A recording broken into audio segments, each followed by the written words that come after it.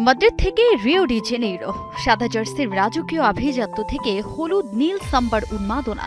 গত গ্রীষ্মে যখন কার্লো অ্যানচেলোত্তি রিয়ালের অফিস গুছিয়ে বিদায় নিচ্ছিলেন, তখন তিনি কেবল একজন কোচ ছিলেন না, ছিলেন রিয়াল মাদ্রিদের ইতিহাসের সফলতম এক সেনাপতি।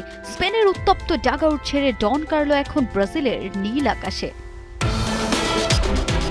রিয়ালের হয়ে ক্লাব ফুটবলে সবই জিতেছেন এই ইতালিয়ান মাস্টারমাইন্ড, কিন্তু কেন ছাড়লেন স্পেন? মার্কার মুখোমুখি হয়ে তিনি স্পষ্ট করলেন, রিয়ালের পর অন্য কোনো ক্লাবের ডাগআউট টানত না তাকে। তাই সামনে যখন এলো ব্রাজিলের মতো বিশ্বসেরা দলের প্রস্তাব, তিনি লুফে নিলেন সেই once in a lifetime challenge হিসেবে। রিয়াল মাদ্রিদের পর আমি আর কোনো ক্লাবের কথা ভাবিনি।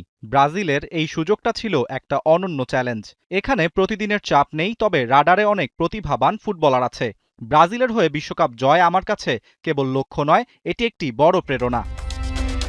মাদ্রিদ থেকে ঠিকানা অনেক দূরে হলেও রিয়ালের মায়া কাটাতে পারেননি কার্লো অ্যানচেলোত্তি। তার বিদায়ের পর বদলেছে মাদ্রিদিস্তাদের চিরচেনা রূপ। ড্রেসিং রুমে ক্রুজ, নাচোদের অভাব স্পষ্ট। এমবাপ্পে, ভিনিসিয়াসদের এই নিউ জেনারেশনের জন্য সাবেক বসের টোটকা একটাই, আর তা হলো টাইম। ফুটবল খুব কমই বদলায়, কিন্তু রসায়ন বদলাতে সময় লাগে। এটি কেবল ক্রুজের পরিবর্তে এমবাপ্পেকে দলে আনা নয়, ড্রেসিং রুমের পুরনো নেতৃত্ব চলে যাওয়ার পর নতুনদের মানিয়ে নিতে ধৈর্য ধরতে হবে। পরিবর্তন রাতারাতি হয় না। তবে মাদ্রিদের শিষ্যদের অ্যানচেলোত্তি পাচ্ছেন ব্রাজিলেও। তার তুরুপের তাস পুরনো ছাত্র ভিনিসিয়াস জুনিয়র। অ্যানচেলোত্তি বিশ্বাস করেন, বড় মঞ্চে ভিনি কখনোই হতাশ করেন না। সেলেসাওদের ষষ্ঠ বিশ্বকাপ জয়ের মিশনে এই তরুণী হবেন প্রধান কাণ্ডারি। ভিনিসিয়াস বড় ম্যাচে কাউকে হতাশ করে না। আমি এমন কোনো গুরুত্বপূর্ণ ম্যাচ মনে করতে পারছি না যেখানে সে ভুল করেছে। আমি নিশ্চিত বিশ্বকাপে সে দারুণ কিছু করবে।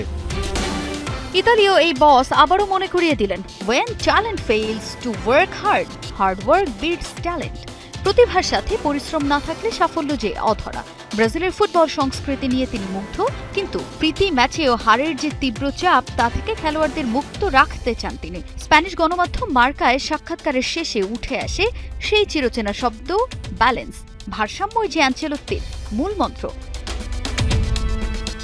তাজিন খন্দকার, ৭১।